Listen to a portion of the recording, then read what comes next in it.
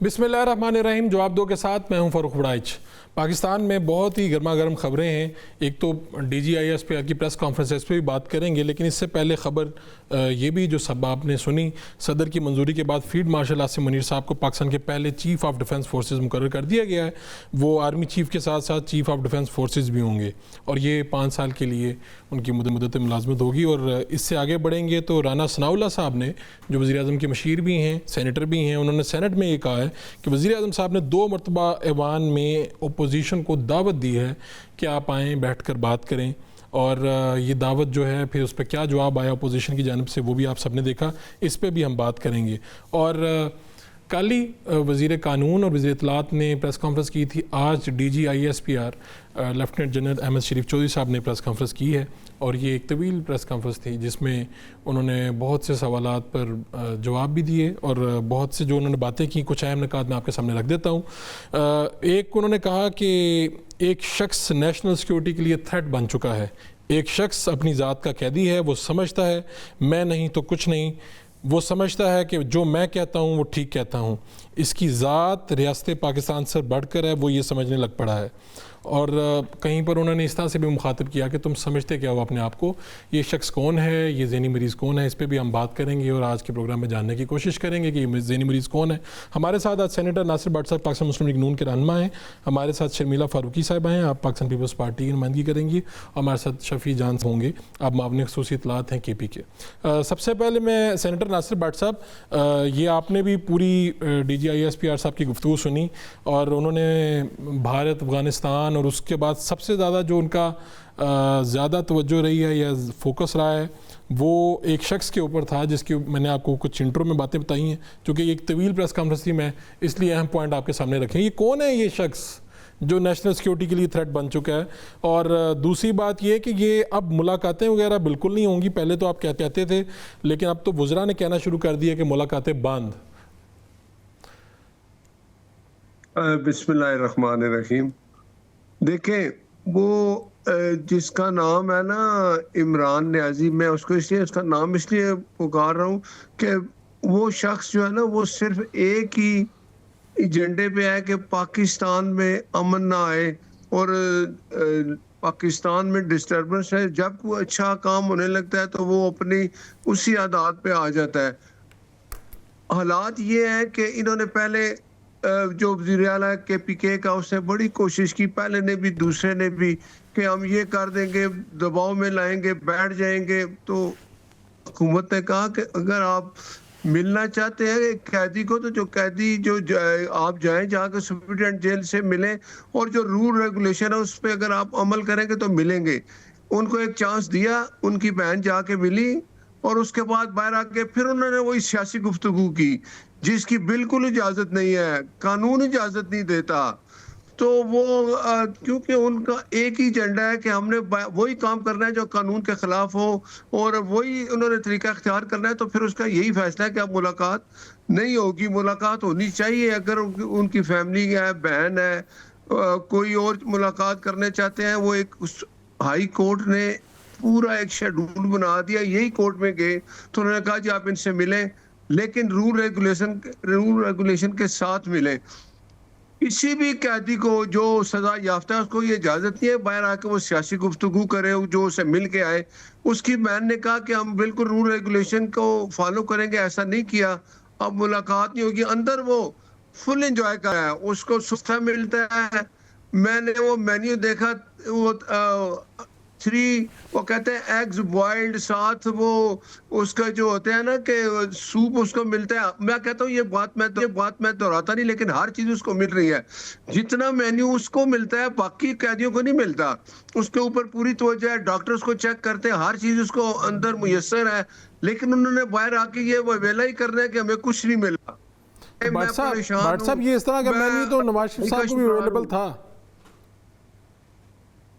लेकिन देखें मियां नवाज शरीफ साहब ने कभी ये कहा कि हम जो लोग बाहर जाते थे, मिलने जाते थे, मियां नवाज शरीफ साहब से मिलते थे, जो वक्त मुकर्रर होता था उस पे जाते थे। आपने कभी हमारे साथ ये देखा जो बाहर ये ड्रामा लगाते हैं? एक आ रहा है, दूसरा जा रहा है, कभी वो वज़ीर आला आता है तो वो साथ पूरी फोर्सेस लेके आता है। अगर वो उसकी जो बहनें हैं वो जाती इसलिए है वहाँ, उन्होंने टीवी पे मीडिया के सामने जाके झूठ बोलना होता है, बातें करनी होती हैं। उनका एक ही एजेंडा है कि हमने वहाँ जाके तकरीरें करनी है और झूठ फैलाना है। तो इसकी इजाज़त तो नहीं दी जाती कि, और फिर वो तो ऐसी हरकतें कर जाते हैं जाके इंडियन मीडिया पे वो पाकिस्तान मुखालिफ जो लोग हैं उनकी हिमायत करते हैं। मुझे बताएं कोई सी सियासी जमात है पाकिस्तान की, एक का नाम ले लें सिवाय इनके, कि जो पाकिस्तान फोर्सेस पे हमले भी करते हैं, उनके खिलाफ प्रोपेगेंडे भी करते हैं, उनके जीएचक्यू पे हमला भी करते हैं, 26 नवंबर भी करते हैं। आप मुझे बताएं, हमेशा अब देखें हिंदुस्तान पाकिस्तान का हुआ तो उसमें सब सियासी जमातें एक होगी सिवाय इनके। अभी जो एक दहशतगर्दी का जो केपीके में ज्यादा है प्रॉब्लम है, बलूचिस्तान में है, वफाक एक पॉलिसी बनाता है, ये वाहिद जमात है जो कहते हैं जी हम नहीं मानते, ये फैसिलिटेटर बने हुए हैं उनके अफगानिस्तान में जो दहशतगर्द है।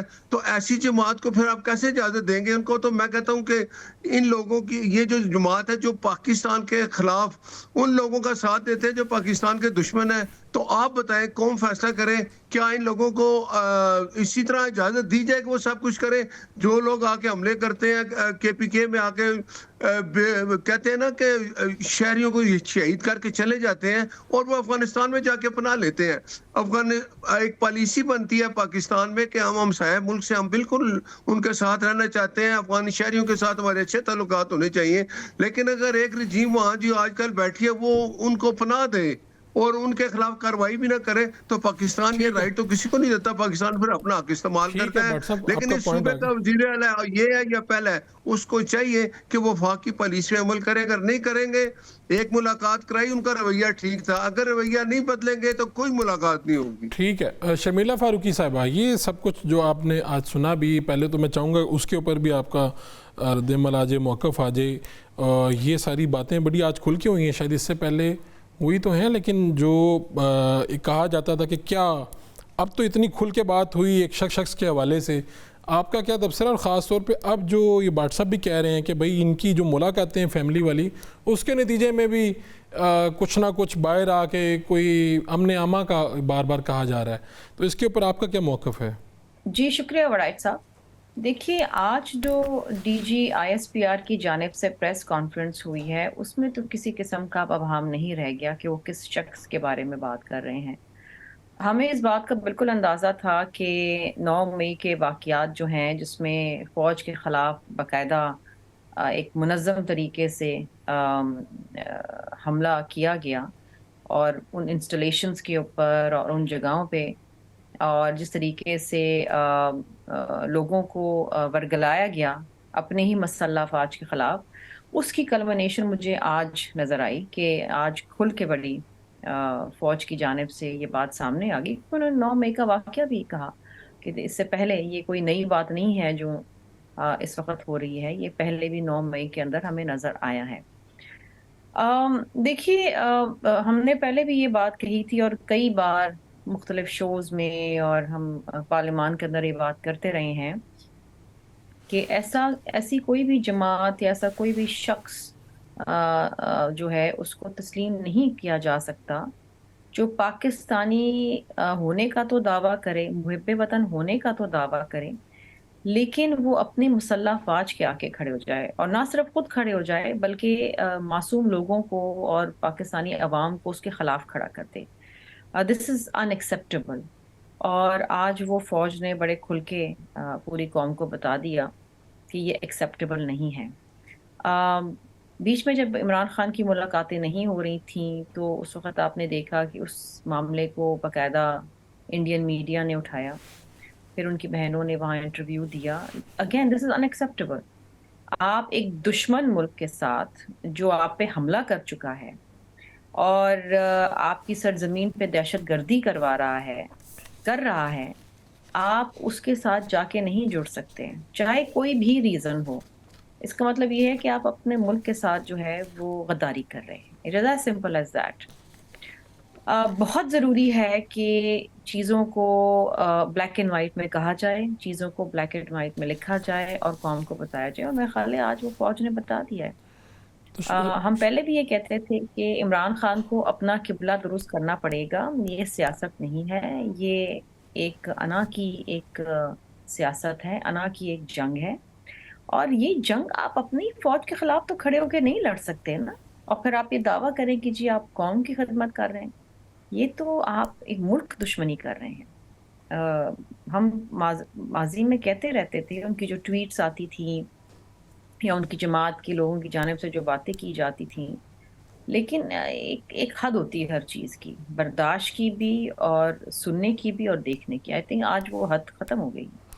तो शर्मिला साहिबा, जो आज एक सवाल भी हुआ, किसी ने सवाल भी किया कि क्या जो है पाकिस्तान तहरीक इंसाफ, अगर यानी अगर आप कह रहे हैं ना एक शख्स जो है, डेफिनेटली पार्टी जो है वो तो अपने जो रहनुमा हैं, सरबराह हैं, उनकी हर डायरेक्शन को मानते हैं, और इसी तरह जो उन्होंने नए वज़ीर आला बनाए हैं वो भी इसी तरह, अगर उनकी अभी मुलाकात नहीं हुई लेकिन जो भी डायरेक्शन अंदर आती हैं बज़रिया हमशीरा आए या किसी के थ्रू, वो सबको तस्लीम करते हैं। और अगर पाक फ़ौज खुल के आज सारी बात कर रही हैं कि भाई तर्जुमान ने जो कहा है कि भाई इस तरह हो रहा है और एक शख्स अब मुल्क की सालमियत के लिए ख़तरा बन चुका है, तो क्या सियासी हलकों में या हुकूमती हलकों में कहीं ये भी बात हो रही है कि पाकिस्तान तहरीक इंसाफ की पाबंदी की तरफ बातें जा रही हैं? जहाँ तक पाकिस्तान पीपल्स पार्टी का ताल्लुक है तो जाहिर बात है यहाँ पर ऐसी कोई बात नहीं हो रही। ये तो फिर इवेंचुअली अगर इस किस्म का कोई फैसला होना है या तजवीज़ आनी है तो हुकूमत की जानिब से आएगी, और अगेन उसको काबीना एंडोर्स करेगी या नहीं करेगी, आई डोंट नो, ये बहुत कबल अज़ वक्त है। लेकिन अगर यही हालात और मामलात रहे तो देखिए इनके लिए और मुश्किलात पैदा होंगी और हो रही हैं। देखिए माजी की अगर आप एक देखें सियासी लीडरान कैद व बंद की सोबतों से गुजरते हैं, लेकिन वो इसलिए गुजरते हैं क्योंकि उन्होंने आवाम की खिदमत करनी है। शहीद जुल्फ़िकार अली भुट्टो फांसी चढ़ गए क्योंकि वो इस मुल्क को एटमी ताकत बना रहे थे। बीबी साहिबा इस मुल्क से आमिराना दौर के खात्मे के लिए और जमहूरियत की जद्दोजहद के लिए अपनी जान का नजराना दे बैठी, और हमारे हज़ारों कारकुनानों ने कोड़े खाए, शहादतें नोश की। आसिफ अली जरदारी साहब ने पाकिस्तान खप्पे का नारा लगाया एक ऐसे वक्त में जब उनका अपने घर में जो है शहादत हुई थी। तो ये चीज़ें आप जब अवाम की खिदमत करने निकलते हैं तो आप अपनी तकलीफ नहीं देखते हैं, अपनी अना को नहीं देखते हैं, अपनी ज़ाती मफाद को नहीं देखते। यहाँ तो अजीब व गरीब हालात हैं। क्या मंतक है, क्या सोच है, ये बहुत अनफॉर्चुनेट है। ये होना नहीं चाहिए था जिस तरीके से ये मामला चल रहे हैं। ठीक है भट्ट साहब, यही सवाल आपकी तरफ है क्योंकि ये आज सवाल हुआ भी है। आप तो हुकूमत हैं, हुकूमत की तर्जुमानी कर रहे हैं, हम सेनेटर हैं। क्या इस तरह की किसी ऑप्शन पे गौर किया गया है? क्योंकि पहले भी इस तरह की कोई बात आई थी तो दरमियान में आया कि शायद मियां नवाज शरीफ साहब नहीं चाहते कि ऐसा कोई प्रेसिडेंट सेट हो जाए और सियासतदानों के साथ ऐसा हो, लेकिन जो आज की प्रेशर है उसका मैसेज तो कुछ और ही नज़र आ रहा है और इतना क्लियर मैसेज है उसका। इस हवाले से आप बताइएगा। देखें, एक बात मैं बताऊं कि सियासी जमात के लीडरान का ये रवैया होता ही नहीं है।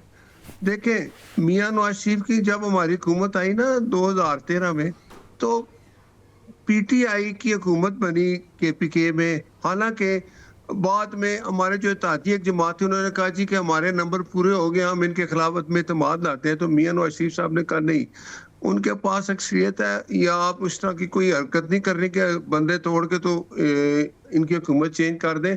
वो हुकूमत उसी के पास रही, वो केपीके में रहे 5 साल। बात यह है कि मियां नवाज शरीफ साहब को 2018 में इन लोगों ने जो एक रिजीम थी पूरी मिल के उन्होंने प्राइम मिनिस्टरशिप से हटा दिया, फॉर लाइफ डिस्क्वालीफाई कर दिया उनको। फिर उन्होंने एक मंसूबे के तहत मियां साहब के साथ जो जेल में कोई ऐसी चीजें, कोई ऐसे खानों में चीजें मिलाएंगी कि उनके प्लेटलेट्स गिर गए, उनको ये नो लोगों ने मिल के एक ने कहा जी यहाँ इलाज नहीं हो सकता। उस वक्त जो वजीर थी हेल्थ मिनिस्टर, उन्होंने कहा जी इनका इलाज बाहर ही होगा जहाँ इनका ऑपरेट हुआ था। एक मिनट, आपने कहा कि उन्होंने खाने में कुछ चीज मिलाई, यानी जेल के अंदर उनको उस वक्त की हुकूमत की जानिब से कुछ ऐसा दिया गया जिसकी वजह से नवाज शरीफ साहब के प्लेटलेट्स गिर गए, ये आपने कहा? बिल्कुल मैं सही कह रहा हूँ। जब उनको लेके गए ना ये नैब के जेल से लेके उन्होंने नैब की तहवील में दे दिया, उस वक्त खाने में ऐसी चीजें मिली। ये मैं इसलिए कह रहा हूँ कि मैं बाहर था, मैं लंदन था। अच्छा। उस वक्त जब आपको पता है वहां जब किसी का इलाज भी होता है, मियां साहब के वो पुराने डॉक्टर जिन्होंने उनका ऑपरेट किया था, इलाज किया था, वो पूरे टेस्ट लिए उन्होंने। टेस्ट के बाद ये रिपोर्ट आई कि भाई इनको कोई ऐसी चीज दी गई है, इस वजह से इनके प्लेटलेट्स गिरे। लेकिन मियां नवाज शरीफ ने कहा कि मैं ये बात नहीं करूंगा, मुझे अल्लाह ने जिंदगी दे दी, तो ये मेरे मालिक का एक करम है कि मैं बच गया हूँ, ठीक हूँ। उन्होंने कभी ये नहीं कहा, आपने कभी सुना उन्होंने कभी किसी नहीं, अपनी मैं तो पहली फोर्सेस के बार बारे आपकी में जुबानी ही सुन रहा हूँ ये बात। ये थी। ये अब हमारे कायद ने हमें रोक दिया था कि ये बात बाहर नहीं जानी चाहिए। वहां के डॉक्टरों ने लिखा, क्योंकि वो जब डॉक्टर इलाज करते हैं तो सारी रिपोर्ट उनको पहले ली जाती है जब इलाज शुरू करते हैं। लेकिन ये मैं आपको कह रहा हूँ, मैं वहां मौजूद था, लेकिन हमें ये नहीं कहने दिया गया, ना मियां साहब ने ऐसी बात की। और मुझे आप बताएं कि मियां नवाज शरीफ ने कभी ये कहा, हमें हमेशा हमने जमहूरियत के लिए, हमने जब हमारे साथ ये सारा कुछ हुआ हमने एहतजाज किया, लेकिन कभी सुना कि हमने जाके GHQ पे हमला किया, हम फोर्सेस पे जाके लड़े हैं? हमारे एहतजाज में आपने देखा पुलिस वाले शहीद भी हुए हैं या उनको जख्मी कर दिया गया है, उनको इस तरह की हालत करते हैं। ये जब भी निकलते हैं ये डंडे मारते हैं, गोलियां चलाते हैं। 26 नवंबर इन्होंने किया। मियां साहब ने तो सिर्फ मेरे गुजरावाला जलसे में से नाम लिया था आर्मी चीफ का और DGI का, बस इससे ज्यादा नहीं आगे बढ़े। बता देता हूँ, मियां साहब ने कहा था कि मेरा सिर्फ यह है कि ये 2 बंदे इंडिविजुअल हैं जिन्होंने पर्सनल ये सारा कुछ किया है। तो मैं कभी भी उन्होंने ये नहीं कहा।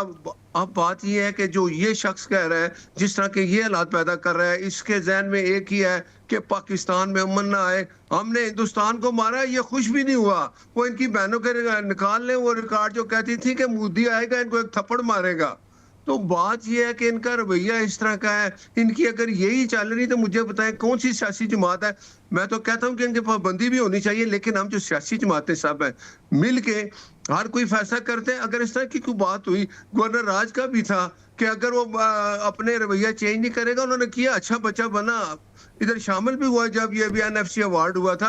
अगर वो ये रवैया रखेंगे तो बिल्कुल हम भी चाहते हैं कि वो एक सियासी जमात है तो अपने KPK में। हल क्या है जहाँ पे ये चीजें चली गई हैं? हल क्या है? आज की बातें भी मिला लें, कल वुज़रा ने भी प्रेस कॉन्फ्रेंस की, उज़मा साहिबा को आप लोगों ने मुलाकात करवाई इसी बुनियाद पे कि भाई आप वो जाके देखें कि आपके भाई ठीक हैं। फिर वो वुज़रा ने कह दिया कि भाई अब उज़मा साहिबा के ऊपर भी पाबंदी है, उनकी भी मुलाकात नहीं होगी। तो वो आज अलीमा साहिबा ने की सवाल भी किया कि मुझे बताएं सियासी नोयत की मुलाकात क्या होती है? अगर मैं उनके केसेस के बारे में बात करूँगी तो क्या ये सियासी नोयत है या गैर सियासी है? तो हमें को बता दें क्या बात करें। दूसरी बात ये कि उज़मा साहिबा की जो बातें हुई हैं, ये बाद में फिर जेल इंतज़ामिया ने ये बात बताई होगी ना कि वहाँ पर सियासी बातें होती रही हैं।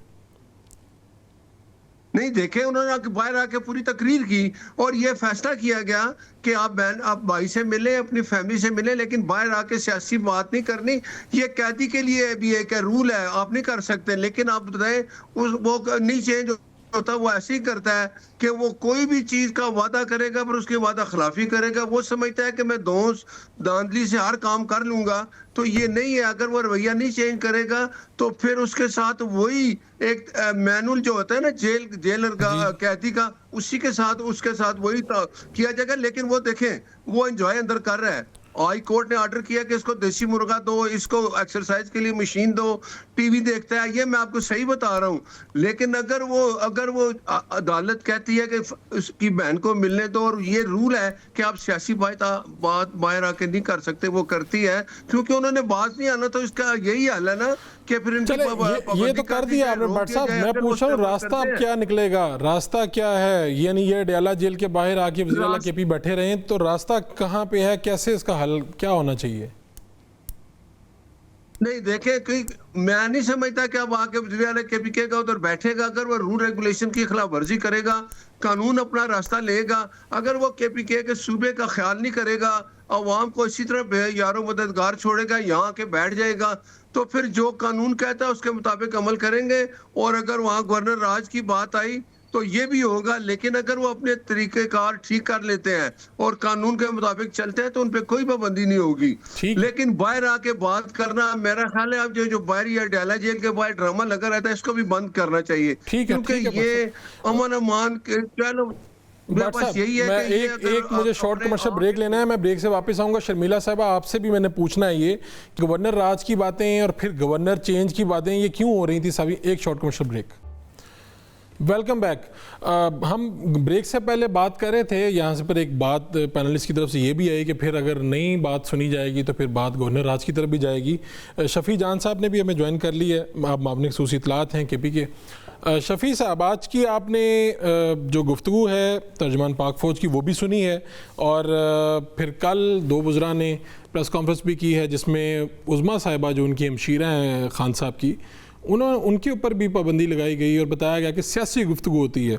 तो शफ़ी साहब, इस सारे मामले को कैसे देखते हैं? आज की मीडिया ब्रीफिंग के ऊपर भी कुछ सवालात हुए हैं उस पर, और ख़ास तौर पे ये कि आप लोग जो मुलाकातों को, फैमिली मुलाकातों को सियासी बना रहे हैं, इस पे बहुत तनकीद है और इस पे ही पाबंदी लगाई जा रही, क्या कहेंगे आप? सबसे पहले आपका शुक्रिया फारूक साहब। आज हमारी कैबिनेट मीटिंग थी और मैं जस्ट कैबिनेट मीटिंग से अभी निकला हूँ। जिस प्रेस कॉन्फ्रेंस की आप बात कर रहे हैं वो अभी तक मैंने देखी नहीं है और उस पर हमारा एक ऑफिशियल वर्डिंग भी आएगा। अच्छा।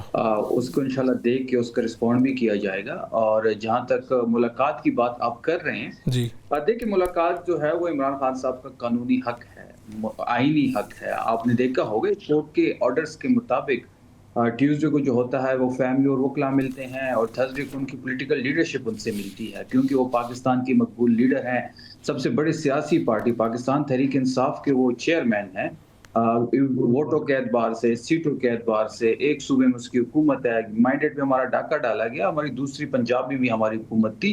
वो सबसे बड़ी पॉलिटिकल पार्टी के लीडर हैं। जो भी उनसे मिलेगा, चाहे वो फैमिली का मेंबर हो, चाहे कोई वकील हो, या चाहे पॉलिटिकल लीडरशिप हो, तो उसने सियासत पे ही बात करनी है। और हम ये मेक श्योर कराएंगे कि वो जो भी बात अंदर करे वो हम बाहर लेके आए, क्योंकि लाखों लोग उनके पैगाम के इंतजार में होते हैं। करोड़ों लोगों की नजरें उस दिन अडियाला पे लगी होती है जिस दिन मुलाकात का दिन होता है।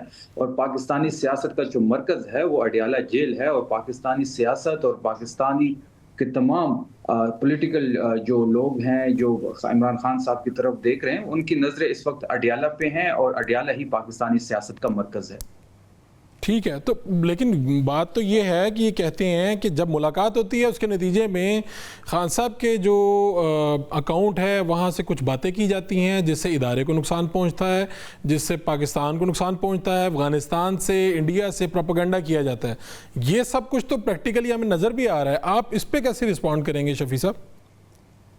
नहीं, कैसे ईरान, इंडिया से और अफगानिस्तान से? ये देखिए, बात ये है कि वो पॉलिटिकल लीडर है। मैंने पहले ये बात कही है, वो पॉलिटिक्स पे ही बात करेंगे। वो जेल के अंदर कोई भी मुलाकात करेगा उससे भिंडी का रेट तो नहीं पूछेगा, या उससे बाहर पेट्रोल का रेट तो नहीं पूछेगा, या कोई कोहाटी छप्पल का रेट तो नहीं पूछेगा। वो पाकिस्तान का मकबूल तरीन लीडर है। पाकिस्तान तहरीक इंसाफ सबसे बड़ी पॉलिटिकल पार्टी, डेफिनेटली वो सियासत पे बात करेगा। जब बाकी जो लीडरान थे वो जेल में होते थे और जब ये पीसीओ पे जाते थे, तो आप खुद इस बात के गवाह होंगे फारूक साहब कि गाड़ी से लेके अदालत तक ये 15-20 मिनट मीडिया से बातचीत करते थे। उस पर सियासत पे ही बात होती थी, सियासी गुफ्तगू ही होती थी। और जब अदालत से वापस आते थे अपनी गाड़ी तक, तब भी मीडिया उसको कवर करता था, सियासी बातें होती थी और सियासी बयानात देते थे। इनको तो खौफ इतना है इमरान खान साहब से कि उसकी तस्वीर पे पाबंदी है। ये अदालत लाना तो दूर बात, और उनकी तस्वीर पे पाबंदी है, उनके नाम पे पाबंदी। अब उनके बयानात से डर रहे हैं, उनके बयानात पे पाबंदी लगाना चाहते हैं। तो इमरान खान का जो खौफ है वो इनके दिल में बैठा हुआ है, इनके असाब पे सवार है। हम ये मेक श्योर कराएंगे, मैं बारहा ये बात कराऊंगा कि हम ये मेक श्योर कराएंगे कि जो भी मुलाकात में बात होगी हम करोड़ों पाकिस्तानियों तक वो बात लेके आएंगे, क्योंकि वो पाकिस्तानी सियासत का मरकज है। तो ये फिर तो ये मुलाकात ही नहीं होने देंगे आपकी मुलाकात। तो फिर इन्होंने पाबंदी लगा दी है। दूसरा इन्होंने कहा आप लोग अडियाला के बाहर नहीं आके खड़े होंगे, और सख्त से सख्त इन्होंने ऑर्डर जारी कर दिए हैं। अब ऐसे में तो आप हंगामा रही, पीछे उस तरफ बात चली जाएगी। इसका कोई हल नहीं है आप लोगों के पास भी, या आप लोग दोनों फरीक हैं बैठ के इस पर कोई तय नहीं कर सकते? देखिए, ये बात तो आप हुकूमती अरकान से करें, वफाकी वज़रा से करें कि जी मुलाकात क्यों नहीं होती। मुलाकात उसका बुनियादी हक है, कानूनी हक है। अदालत ने इजाज़त दी, अगर मुलाकात नहीं होगी तो फिर अडियाला के सामने धरना होगा, अडियाला के सामने लोग होंगे, जलसा होगा, जुलूस होगा, मजम्मत होगी। बुनियादी हक है ट्यूसडे को फैमिली का दिन और थर्सडे को पॉलिटिकल लीडरशिप का दिन। अगर ये कहते कि ये हम मुलाकात नहीं होने देंगे तो ये गैर आईनी और गैर कानूनी इकदाम होगा। और पाकिस्तान तहरीक इंसाफ के जो वर्कर्स हैं, पाकिस्तान तहरीक इंसाफ के जो अब लीडरशिप है, उनकी बहनें हैं, वो आपको अडयाला के सामने नजर आएंगे और अपनी मंगल चले, मनाजिर देखे ठीक है, बिल्कुल ठीक है। लेकिन आज तो आपने कहा ना कि मैं कैबिनेट में बिजी था, मैंने DGISPR की प्रेस ब्रीफिंग नहीं सुन सका, लेकिन कल तो आप आई होप कि आपने वो सुनी होगी। वज़ीर कानून वफाकी भी थे, वज़ीर इत्तलात भी थे, उन्होंने जो बातें की आप वो सारी आपने गुफ्तगू सुनी थी, वो इसी मुलाकातों के हवाले से थी, उस पर आप क्या कहना चाहेंगे? देखिए, जहां तक वफाकी वज़रा की कल की प्रेस कॉन्फ्रेंस थी, वो एक गैर कानूनी और गैर आईनी थी और जो बातें वो कर रहे थे वो कानूनी तौर पे तो हो ही नहीं सकता। और यहाँ तक ये कि जो ये बातें कर रहे हैं ये तो इश्तियाल दिला रहे हैं पाकिस्तान तहरीक इंसाफ की लीडरशिप को, पाकिस्तान तहरीक इंसाफ के लोगों को। तो ये तो इश्तियाल दिला रहे हैं। तो ये कल की जो प्रेस कॉन्फ्रेंस, देखिए पहली बार हाँ ये बात फारूक साहब कह चुका हूँ कि हुकूमत के इख्तियार में कुछ है नहीं। मुलाकात कराना ना कराना, जेल मैनुअल के मुताबिक उनके साथ सलूक होना, उनके साथ जो गैर इंसानी सलूक जेल में हो रहा है, तो ये हुकूमत तो नहीं कर रही। हुकूमत तो इख्तियार में ही नहीं है। कौन कर रहा है? इख्तियार है आपको भी पता है और मुझे भी पता है कौन कर रहा है। ये भट्ट साहब हमारे साथ हैं, ये पिंडी से हैं, ये सेनेटर हैं, पाकिस्तान मुस्लिम लीग नून के रहनुमा हैं, आप इनको जानते ही होंगे। ये बता रहे थे अभी कि मैंने उनका मेन्यू देखा आपके कायद का, वो इंजॉय कर रहे हैं, देसी मुर्गे उड़ाते हैं, उनको हर चीज़ की सहूलत मौजूद है। और दूसरी तरफ अभी आपने चूँकि कहा ना गैर इंसानी सलूक है, तो हमारे साथ आपकी बात भी सुन रहे हैं शफी जान साहब, सेनेटर नासिर भट्ट साहब। ये बता देते हैं आपको कि मैं इनसे यही सवाल आपके वाला दोहरा देता हूँ। भट्ट साहब, शफी जान साहब कह रहे हैं कि आप गैर इंसानी सलूक भी कर रहे हैं और ये जो मुलाकातों पर पाबंदी, ये भी सब कुछ गैर आईनी है। शफी जान साहब की मैंने बातें सुनी है, लगता है ये पाकिस्तान में नहीं रहते, कहीं और रहते हैं। वो जो अंदर बंद है ना चोरी में, जिसको सजा हुई है, वो कहती है कैदियों के एक रूल रेगुलेशन होते हैं, जिसको सबसे पहले कैदी जो है ना, ये कह रहे हैं जी लीडर है, वो लीडर नहीं है, अब वो सजा याफ्ता है। लीडर में हमारे कायद के साथ भी ऐसा हुआ कि जब उनको सजाएं दी गई झूठी, जो उसके बाद सेनेट का इलेक्शन था। मैं ये बात इसलिए करने लगा हूँ कि मेरे कायद के साइन भी वो उस वक्त साकिब निसार ने कहा ये नहीं हो सकता जी, आप उनका नाम भी ना लें, वो जो उनको सजा हो चुकी है, आप उनका नाम नहीं लेंगे, तस्वीर नहीं आएगी, कुछ नहीं होगा। उस वक्त इन्हीं की हुकूमत थी। अब मुझे एक बात बताएं, वो सजा याफ्ता है, कानून इजाजत ही नहीं देता, अदालत ने इनको इजाजत दी, बैन मिले, वो फैमिली का एक दिन रखा, लेकिन ये भी साथ है कि कोई सियासी बयान बाहर आके नहीं देगा, ये कानून कहता है। अब इन पे पाबंदी होगी और ये कहते हैं लाखों के वो लीडर है। मुझे आप बताएं, इनके KPK में हुकूमत है, अभी ज़िमनी इलेक्शन में इनके जिस जोरदार एक थप्पड़ लगा है जाके कि इनकी अपनी हुकूमत, इनका अपना IG, इनका अपना क्या कहते हैं कमिश्नर, DC, AC, वहाँ ये 43,000 वोटों से आ रहे हैं। अब इनके हालात इस तरह हो चुके हैं, अब ये चाहते ही नहीं कि पाकिस्तान पुरअमन रहे। बाकी बात है मुलाकात नहीं होगी, अगर सियासी बात उन्होंने कर दी, वादा खिलाफी की, उनकी बहन ने जाके वो मिलने के लिए गई, या बाहर आके उन्होंने जो सियासी तकरीर की, इसकी इजाजत नहीं है। अगर इजाजत होती तो ये चले जाते अदालत में जाके कहते, और उसके खिलाफ फिर जो सुप्रीटेंडेंट है उसके खिलाफ आप चले जाते कि जी ये दावा करते हैं। ये भट्ट साहब ये कह रहे हैं कि ये सारे काम तो नवाज शरीफ साहब करते रहे हैं, अंदर मुलाकातें भी सियासी करते थे, सब कुछ करते थे। नहीं, आपने नहीं, मेरी बात सुने, कभी आपने सुना कि हमने मियां नवाज शरीफ साहब से अंदर मुलाकात की है? वो बाहर आके हमने एक वो हंगामा शुरू कर दिया है, मियां साहब अकेले हो गए हैं, उनको तनाई में रखा गया? कभी आपने सुना?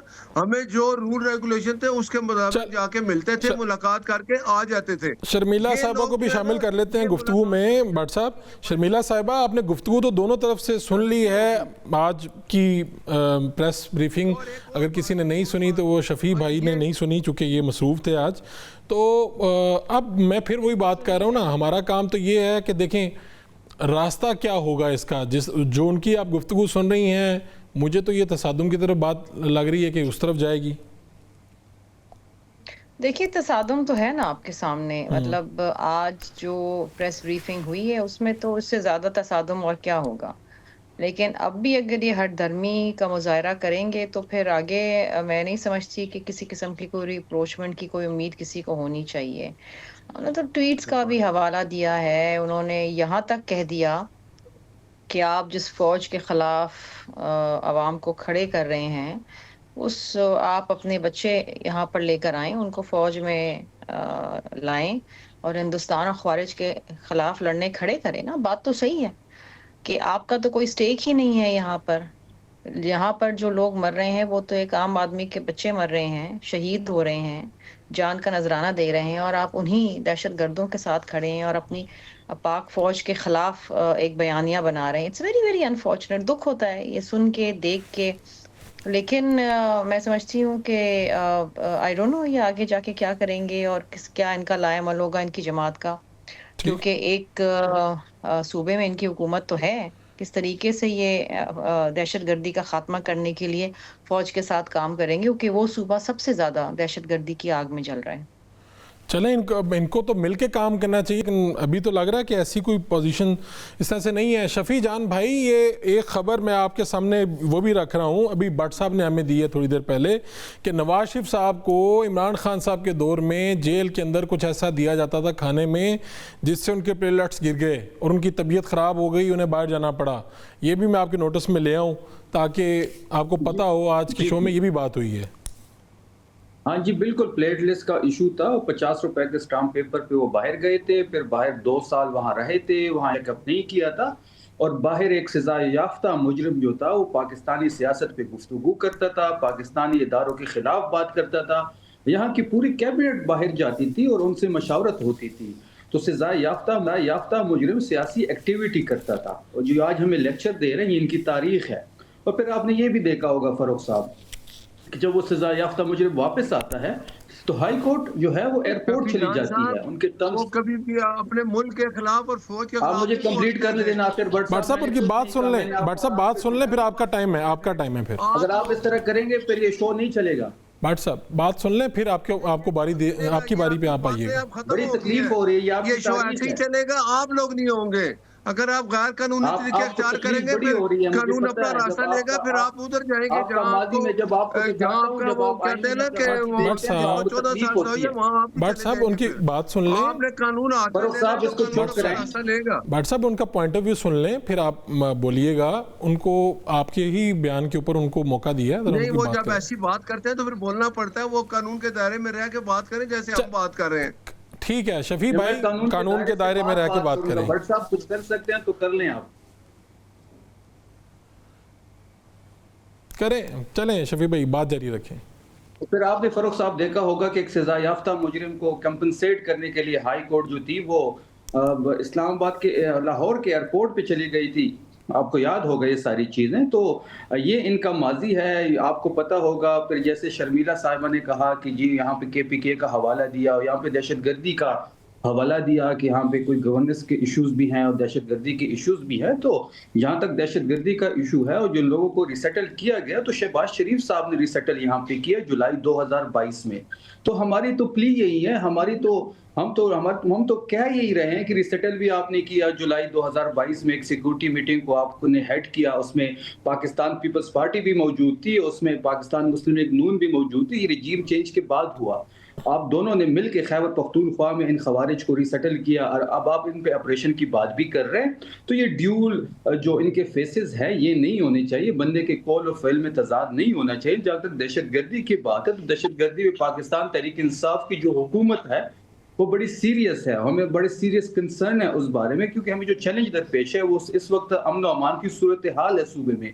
इस वक्त अगर आप हमारे कबायली इलाकों की सूरत हाल देखें या अफगान बॉर्डर पे जो कशीदगी है वो देख ले, तो उससे सूबा खैबर पख्तूनख्वा ही मुतासर हो रहा है। शहादतें हमारी हो रही है, हमारे सिविल लोग जो हैं वो शहीद हो रहे हैं। अगर आर्म फोर्सेस के नौजवान शहीद हो रहे हैं तो वो भी खैबर पख्तूनख्वा के हैं। तो ये सारी चीज़ें आपके सामने हैं। इन दोनों पार्टियों का कोई मुस्तकबिल नहीं है, ये सियासी तौर पर मफलूज हो चुके हैं। और इमरान खान जो है इस वक्त पूरी सियासत का और पूरे पाकिस्तान का मरकज़ है। और अच्छा, दूसरी बात इस पे भी बता दीजिए कि ये जो गवर्नर राज की बात हो रही थी, एक ऑप्शन तो ये भी रखा गया है, इसके ऊपर आपका क्या कहना है शफी साहब? देखिए, जहाँ तक गवर्नर राज की बात है वो तो सीएम खैबर पख्तूनख्वा भी कह चुके हैं, मैं भी कई दफ़ा कह चुका हूँ। किस चीज़ का इंतजार कर रहे हैं ये? अगर इन्होंने गवर्नर राज लगाना है, अगर कल लगाना है तो आज लगा ले, रात को लगाना है तो अभी शाम को लगा ले। इंतजार किस चीज़ का है? और ये गवर्नर राज जहां तक बात है फरूख साहब, ये गवर्नर राज इसलिए नहीं लगाया जाएगा कि यहाँ पे तहरीक इंसाफ की हुकूमत खत्म कर दी जाएगी। ये गवर्नर राज को लगाने का मकसद जो है वो यहाँ तक नहीं होगा। देखिए 4.5 करोड़ लोगों का मैंडेट है इस वक्त खैबर पख्तूनख्वा में तहरीक इंसाफ के पास। अगर आप 4.5 करोड़ लोगों के मैंडेट को, उनके हाउस को रौंदेंगे और आप वहां पे गवर्नर राज लगाएंगे तो वहां पे जो हालात बनेंगे वो इनके बस की बात नहीं है कंट्रोल करना। ये संभल ही नहीं पाएंगे उन हालात से। शफी साहब, जो आप नेशनल शफी साहब ये बताएं कि पहले तो वज़ीर आला जाते ही नहीं थे मुख्तलिफ जगहों पे, उन्होंने कहा था मेरी मुलाकात, फिर NFC इजलास में शरीक हुए, बड़ा अच्छा लगा कि वो भी वहाँ पर शरीक हुए हैं। अब ये जब अगर मुलाकात वाली बात यहीं पर रहती है जहाँ पर अभी नज़र आ रही है, ऐसा लगता है कि आपके आने वाले दिनों में वज़ीर आला नहीं मिल पाएंगे, तो ऐसी सूरत पे आप लोगों ने क्या कोई लाएअमल सोचा हुआ है? देखिए जहां तक वज़ीर आला की मुलाकात का सवाल है, वो 9 दफ़ा अडियाला जा चुके हैं, 9 दफ़ा उनकी मुलाकात नहीं हुई, तब भी हमने कानून को हाथ में नहीं लिया। हम अपने आईनी और कानूनी जो रास्ते हैं वो अपनाना चाहते हैं, उन पर सफ़र करना चाहते हैं। इसके बावजूद वज़ीर आला साहब NFC के जो कल का इजलास था उसमें गए। अब बेसिकली जो मसला है, सोहेल आफरीदी साहब जो हैं वो इनके असाब पे सवार हैं, इनके औसान खता है। सोहेल आफरीदी का ये नाम सुनते हैं तो इनके दिल में एक खौफ सा बैठ जाता है। बेसिकली मसला ये दोनों के लिए ये है। और जहां तक मुलाकातों की बात है तो हम अपनी कानूनी और आईनी रास्ते इख्तियार करेंगे। वज़ीर आला साहब उसके पास हमने अवाम में जाना है, हम अपना मुकदमा अवाम में लड़ेंगे। हम 7 दिसंबर को पेशावर में एक जलसा कर रहे हैं। और जहां तक NFC की बात है तो ये खैबर पख्तूनख्वा की तारीख का जिस तरीके से सोहेल आफरीदी साहब ने सूबे का जो मुकदमा लड़ा वो तारीख में लिखा जाएगा। हमारे 1375 अरब रुपए वाजिबुल अदा है, वो हमें नहीं मिल रहा है। मर्जर करने के बाद 560 अरब रुपए हमारे एक बनते हैं, वो हमें नहीं मिल रहा है। 2200 अरब रुपए हमारे NHP में रहते हैं, वो हमें नहीं मिल रहे। तो ये सारी चीजें हमने कल बड़े मुदल्लल अंदाज में ऑन टेबल किए हैं और प्रिंसिपली इन्होंने इसके साथ इत्तेफाक भी किया और जिसके लिए एक वर्किंग कमेटी भी बना दी गई। जनवरी में दोबारा उसका इजलास। कहाँ जलसा कर रहे हैं आप 7 दिसंबर को? पेशावर में इंशाल्लाह। पेशावर में। भट्ट साहब, ये आपने गुफ्तगू सुन ली, आप कुछ कहना चाह रहे थे, मैं आप चाहता हूं कि आप ज़रूर कहिए, आपकी बारी, आपकी टर्न, आप इस पे कहें। और ये आपने जो बातें सुन ली हैं वो तो कह रहे हैं कि हमें तो अपना हक चाहिए, इस वक्त तो इतने पैसे हैं, इतने वाजिबात हैं जो देने चाहिए फेडरल को, तो ये तो बात दूसरी तरफ जा रही है। शफी जान साहब को बताएं कि वो 2021 में कतर में बैठ के किसने मुआहदे किए थे, तालिबान को बाहर निकाला था। 40,000 लोग, जो लोग कत्ल के मुकदमात में थे, जिनको सजा मौत हो चुकी थी, वो किसने निकाले थे वहां से? वो ये आप क्या समझते हैं कि लोगों के जो है वो आप शॉर्ट मेमोरी लोग हैं, उनको पता है। आप लोगों ने वहां जाके, इमरान खान का शौक था वहां कतर में तालिबान के साथ मुआहदे किए, उनको रिहा किया। और मैं समझता हूं कि इसने उसी जहन में इन लोगों को रिहा किया था कि कल ये मेरी मदद करेंगे। आज ये उनके कह रहे हैं ना जी कि वो उनके खिलाफ ऑपरेशन होगा। ये इनकी सोच है, ये सोच है PTI की। एक जगह दहशत गर्दी हो रही है, हम दहशत गर्दों से लड़ते हैं, ये उनकी हमायत की बातें करते हैं ये। और दूसरी बात ये कह रहे हैं कि हमारा मुलाकात का हक है। मुलाकात होती है उस कैदी के साथ जो गैर सियासी बात करेगा। गैर सियासी बातें तो वो करते हैं, घर जाके फैमिली से मिलते हैं। अगर सियासी बात करेगा वो बंदा जो जेल में कैद है, अब वो लीडर नहीं है PTI का, वो सजा याफ्ता है, तो बाहर आकर वो बात करेंगे तो इसकी इजाजत नहीं होगी। और एक बात याद रखें, ये कहते हैं कि वो लाखों करोड़ों अवाम का लीडर है, वो आपके सामने आ गया। जिमनी इलेक्शन 13 हुए हैं, 12 में ये आ रहे हैं, एक पीपल्स पार्टी ने जीता है। इनकी इनके हालात ऐसे हो चुके हैं कि ये अब हर बात पे लड़ना चाहते हैं। ये कह रहे थे कि हमारे इतने पैसे NFC अवार्ड के, इन्होंने कल मीटिंग की, ये काम करें अपने सूबे के लिए, आके वफाक के साथ बैठे, जो अपने उनके राइट है उनकी बात करें, वो राइट उनको मिलेंगे। लेकिन उनका एक ही राइट है इसका, इसने जब हल्फी उठाया तो कहा था मैं इमरान के ऊपर अपनी जान दूंगा। ये चीजें इनको अगर खत्म करनी पड़ेंगी, वरना अब कानून अपना रास्ता ले रहा है। जो गैर कानूनी तरीका अख्तियार किया जाएगा उसका आपका पॉइंट आ गया। मुझे एक ब्रेक पे जाना है, ब्रेक से फौरन वापस आएंगे। मैं शफी जान साहब से पूछूंगा, ये इन्हें बड़ा इतराज है कि आप कहते हैं इश्क इमरान में मारा जाऊंगा। एक short commercial break. Welcome back. Shafi Jan sahab, ये भट्ट साहब ने तो दावत आपको दी है, राना सनाउल्लाह साहब ने सेनेट में कहा है कि हमने 2 मरतबा आपको दावत दी है, आएँ बात करें, पाकिस्तान को आगे लेकर चलते हैं। नासिर भट्ट साहब ने भी आपको हमारे शो में दावत दे दी है। ये कहते हैं ये बातें ना किया करें कि इश्क इमरान में मारा जाऊंगा, ये बातें करेंगे कि पाकिस्तान के लिए आएँ, क्या चाहिए आपको, फेडरल आपको देता है सपोर्ट और आगे बढ़ मिलकर काम करते हैं। हमने दोहा मुज़ाकरात का जिक्र किया तो नासिर भट्ट साहब के नॉलेज के लिए कि अगर दोहा में मुज़ाकरात हुए थे, हमने उनको एंगेज किया था लेकिन उनको फाइनली जो रीसेटल किया गया है वो आपके प्राइम मिनिस्टर शहबाज शरीफ के साइन मौजूद है उस डॉक्यूमेंट पे, वो काइंडली वो पढ़ लें। जहां तक इलेक्शन की बात है तो इलेक्शन में अगर ये कह रहे हैं कि 13 सीटों में से जी हम सारे जीत गए, तो पंजाब में तो मुस्लिम लीग नून का मुकाबला ही मुस्लिम लीग नून से था। इनका तो जमहूरी अमल से जो है वो जो एक इत्तेमाद था वो खत्म हो चुका है। नासिर साहब अगर आप इस तरह इंटरप्ट करेंगे तो जी, ये इस तरह मैंने आपको इंटरप्ट नहीं किया। मैं सिर्फ आपसे कह रहा हूँ केपीके में भी नून का नून से था, ये सिर्फ अच्छा चलें, ये सवाल साथ में शामिल कर लें, वो आपका इसका भी जवाब दे दीजिएगा कि आप हरिपुर से केपी से क्यों आ रहे हैं, ये वाले जवाब। मैं उस पे आ रहा हूँ, ठीक है, मैं उस पे आ रहा हूँ। पंजाब में जो इनकी जी मुस्लिम लीग नून का मुकाबला मुस्लिम लीग नून से था, वहां पे तो ना तहरीक इंसाफ को जो एक इंतखाबी अमल था उससे बाहर किया गया, बल्कि जो छोटी पार्टियां हमारी लाइक माइंडेड थी उनको भी बाहर किया गया। और इनका लीडर नवाज शरीफ यास्मीन राशिद से हारा हुआ है। मैं सुहेल अफरीदी साहब का हल्का खोलने को तैयार हूँ। नासिर भट्ट साहब को कहता हूँ कि आप मरियम नवाज का और नवाज शरीफ का हल्का खोलने का हमारे साथ यहाँ पे एग्रीमेंट करें और ऐलान करें, तो लग पता जाएगा कि ये किस मैंडेट पे बैठे हुए हैं। और जहां तक हरिपुर की बात है तो हरिपुर में जिस तरीके से उन्होंने इलेक्शन कमीशन ऑफ पाकिस्तान के साथ मिलके एक आरओ का इलेक्शन करवाया है वो सारी दुनिया के सामने है। फॉर्म 45 पे हमारी 30,000 की लीड है। इलेक्शन कमीशन ऑफ पाकिस्तान ने आरओ डीआरओ को तैनात किया और उन्होंने फॉर्म 45 जिस पे हमारे इनके पीपल्स पार्टी के और प्रिजाइडिंग अफसर के साइन है, उन फॉर्म 45 के रिजल्ट को मानने से इनकार किया और तैयार फॉर्म 45 उनके पास पड़े थे। इलेक्शन की रात उन्होंने आरए ऑफिस को बिल्कुल तहरीक इंसाफ के लोगों को निकाला ऑफिस को, और उन्होंने डीआरओ ने और आरओ ने वही फॉर्म 45 जो तैयार उनके पास पड़े थे वो पंच किए और फॉर्म 47 का रिजल्ट अवेजा किया, जिस पे हम इनको बेनकाब करने जा रहे हैं। हम तमाम प्रिजाइडिंग अफसर के जो बयानात है वो कलम बंद कर रहे हैं, उनसे एफिडेविट ले रहे हैं, तो जल्द इनको जो इन्होंने दानी हरिपुर में किया अच्छा, ये इनके सामने आ जाए। इसका मतलब है हरिपुर के इलेक्शन के ऊपर आप जो प्रिजाइडिंग ऑफिसर्स हैं उनके बयानात आने वाले हैं, ये तो एक नया पंडोरा बॉक्स होगा। उनके एफिडेविट आने वाले हैं, उनके वीडियो बयानात आएंगे और वो सारी। और मैं इनको ये भी कहता हूं कि जो फॉर्म 45 हमारे पास है जिसपे प्रिजाइडिंग अफसर के साइन है, हम वो भी ले आते हैं, इनके पास भी होंगे डेफिनेटली। ये एक सियासी जुमात है, ये सियासत पे यकीन तो नहीं रखते, ना ही जमहूरी प्रोसेस पे रखते हैं, लेकिन मेरे ख्याल में इनके पास होंगे फॉर्म 45 उनके पास, वो ये ले आए, हम प्लस माइनस कर लेते हैं, देख लेते हैं कौन हरिपुर की सीट जीता हुआ है।